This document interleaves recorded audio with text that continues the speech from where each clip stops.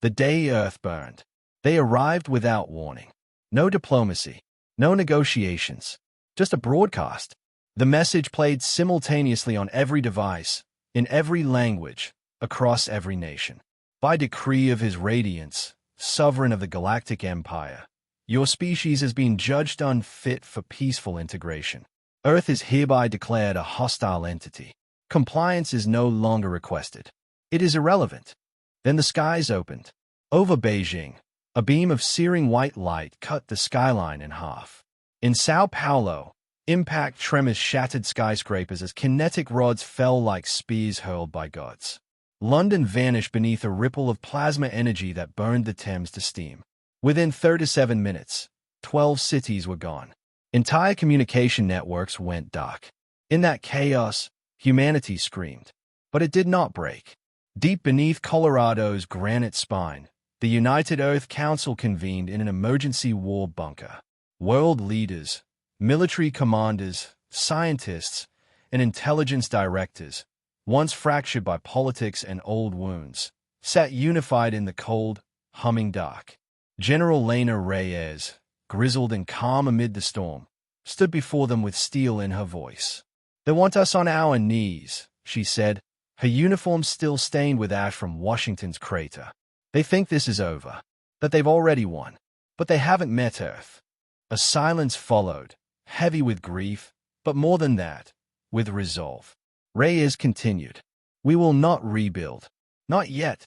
We will not sue for peace. We are not here to survive. We are here to retaliate. If they want total war, we will give them something wise. Something no species in this galaxy has ever dared to imagine." The vote was unanimous. Operation Extinction-Level Payback was born. Across the globe, what remained of Earth's militaries converged. Subterranean labs awakened dormant AIS. Cold Warrior arsenals were dusted off and modified. Orbital debris was repurposed into kinetic strike platforms. Hackers and coders, teenagers in bombed-out basements, wrote viruses designed to infect alien fleets.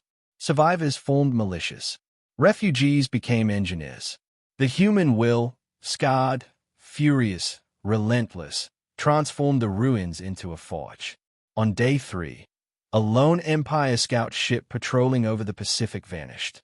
On day 5, a human deep-sea drone hijacked an Imperial signal relay. By day 7, a Black Ops strike team made contact with an underground resistance cell on Mars. Humanity had been wounded, but in that wound, something monstrous began to grow. The Empire thought Earth was just another planet, one more species to crush beneath the boot of galactic dominance. They were wrong, because Earth wasn't a world. It was a crucible, and what came out of it would burn the stars. Humanity's dirty war. The Empire called it cowardice. Humanity called it asymmetric warfare. The galaxy would remember it as the beginning of the end. In the weeks after the bombardment, Earth's formal armies were still in shambles, but the resistance was already everywhere. What Earth lacked in ships, it made up for in something more dangerous: adaptability, rage, and ingenuity. General Reyes understood the battlefield was no longer Earth. It was the entire galactic web of supply, logistics, and morale. And Earth would unravel it, one poison note at a time. Operation Phantom Needle was the first strike. A stealth capsule, disguised as orbital debris, crash-landed on the Empire-controlled moon of Virax 4. Out crawled a 6-man Special Forces team, ghost-suited, gene-mod, and equipped with dark tech weapons reverse-engineered from fallen enemy drones. They infiltrated a logistics center, uploaded a viral payload into the planetary database, and vanished into the rocks. 4 days later, across 5-star systems, the Empire's ships began crashing mid-warp. Their navigation data had been scrambled, rerouted into gravity wells or sunbound spirals. Thousands of personnel were lost. No one could explain it, but the signature was Terran. Back on Earth, underground cyber cells operated in complete digital silence. They never spoke aloud, never texted. They communicated through encoded seismic pulses, transmitted through the bedrock beneath bunkers. One of those cells, codenamed Black Echo, deployed a genetic virus into the Empire's food distribution networks. Engineered from a strain of fungal rot that once plagued Earth's wheat fields, it adapted to alien crops in hours. Whole agricultural planets saw their harvests turn to dust in days. Panic spread. Famine followed. Ration riots broke out on outer rim colonies. And always, the rumors. The Terrans did this. They walk like shadows. They wear our skin.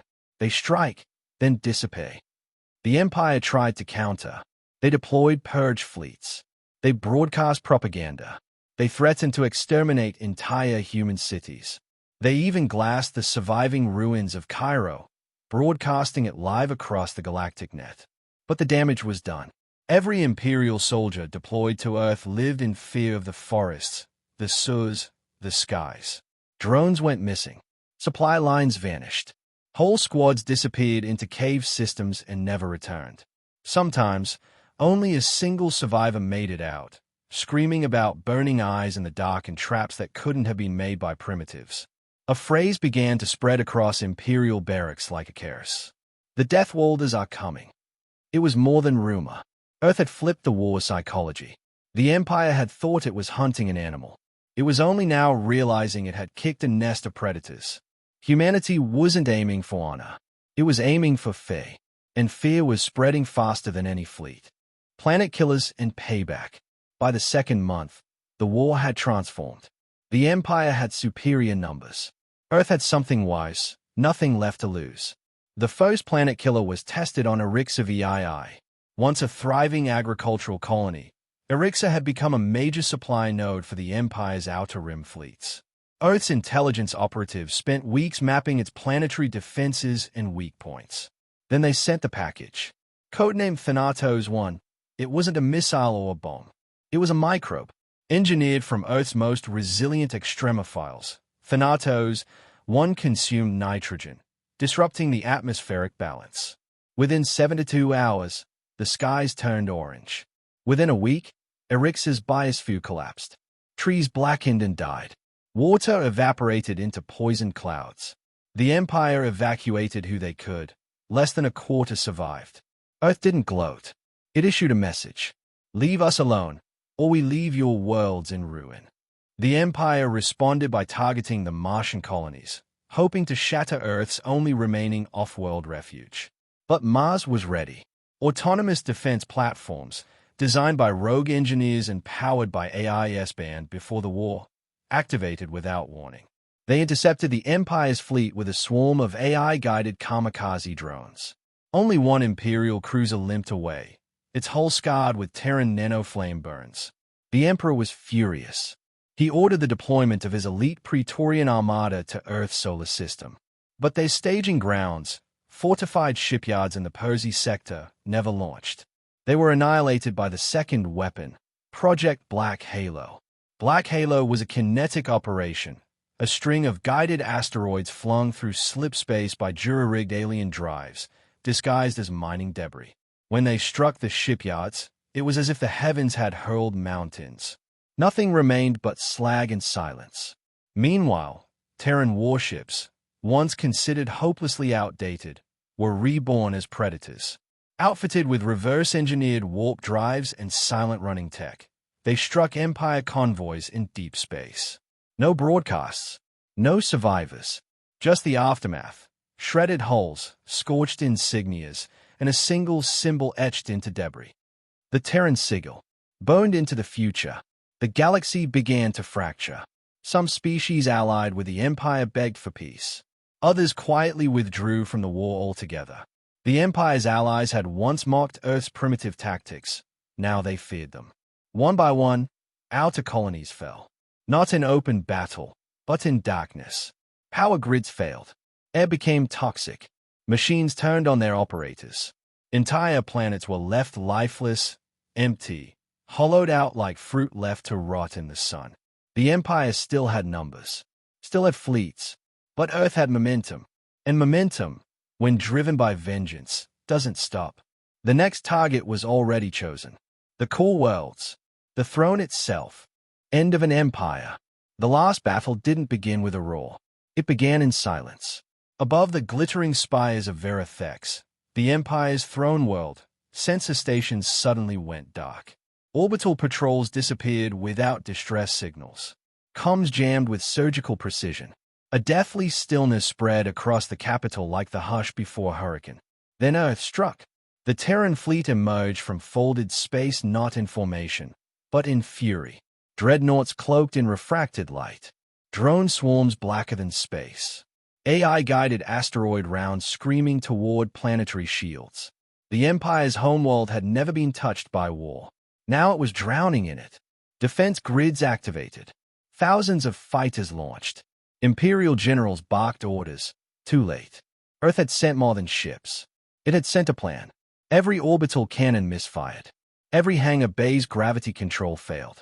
Every AI defense node shut down in unison. Sabotage, seeded years ago, now bloomed with deadly precision. Terran strike pods rained down into the capital district. General Reyes led the charge herself, clad in a battle frame powered by a fusion core and sheer hatred. Her boots crushed the marble floors of the Imperial Palace as human soldiers stormed past shattered gold statues. The Emperor stood waiting in the Grand Hall, his bodyguard dead, his robes soaked in ash. He raised a trembling hand. "We surrender," he said. "Cease this madness. No more blood." Reyes stared at him through her visor. "You wanted war," she said. "You made our planet bleed. We offered no threat, only independence. You answered with extinction." She raised her weapon. "We learned." The last thing the Emperor saw was the barrel of a Terran railgun. When the shot rang out, the war was over. Earth didn't burn the cities. Civilians were left untouched. Hospitals remained powered. But every military installation, every noble estate, every corrupt functionary of the Empire was erased. Not enslaved, not tried, erased. Later, the message was broadcast across every star system, in every language. "We are Earth. You declared war. We declared extinction-level payback. Let this be the last time anyone forgets what happens when you strike the species that refuses to die." On the ruins of the throne world, a black banner was raised. No symbols, no slogans, just a blood-red Earth surrounded by stars. The galaxy watched, stunned. Some feared, some cheered, but all understood one thing. Humanity was no longer prey. They were legend. They were reckoning.